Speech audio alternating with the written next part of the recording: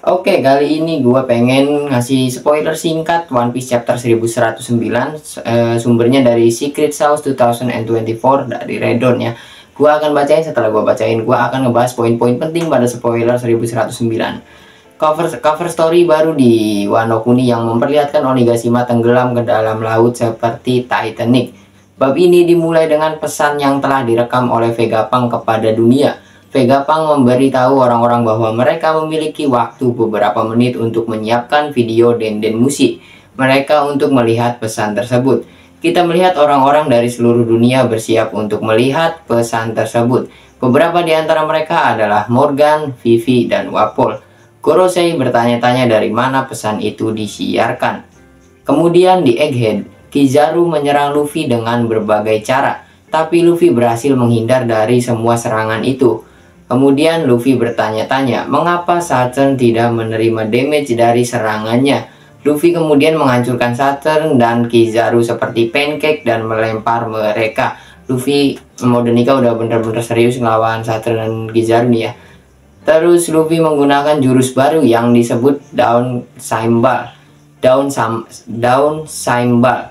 Saturn masih tidak menerima damage dan kembali melawan Luffy. Pada akhirnya, Saturn tampak melakukan pemanggilan atau summoning pada para Gorosei yang lain ke Egghead setelah mereka terus mendesak dia. Ada lingkaran sihir pentagram, kemudian para Gorosei yang tersisa pun muncul. Dan chapter ini pun berakhir dan minggu depan libur.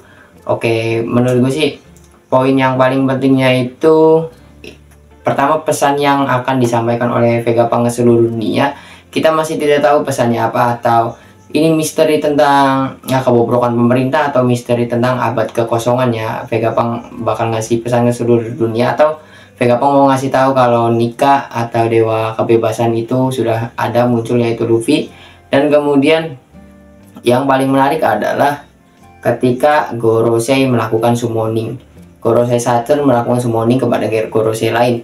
Ini artinya kalau misalkan Luffy itu aslinya kan kalau lawan Saturn aja udah kelelahan, udah kewalahan. Ini apalagi ditambah ada kelima Gorosei gitu, entah ditambah 4 lagi, ini akan semakin kewalahan. Menurut gue sih jalan satu-satunya untuk Luffy dan kru Mugiwara yang lain kabur ya. Kalau misalkan harus ngadapin semua Gorosei, menurut gue belum sanggup kayaknya, masih kalah, posisinya kalah Luffy menurut gue. Tapi ini kalau misalkan semua Gorosei datang terus Luffy terus ngelawan, ini bakal mantep banget fightnya gitu. Dan kemungkinan kalau misalkan Gorosei datang Luffy masih ngelawan, Shanks bakal datang membantu Luffy. Ini teori gue ya, masih prediksi gue. Menurut gue chapter 1109 bakal menarik sih, menurut gue menarik banget.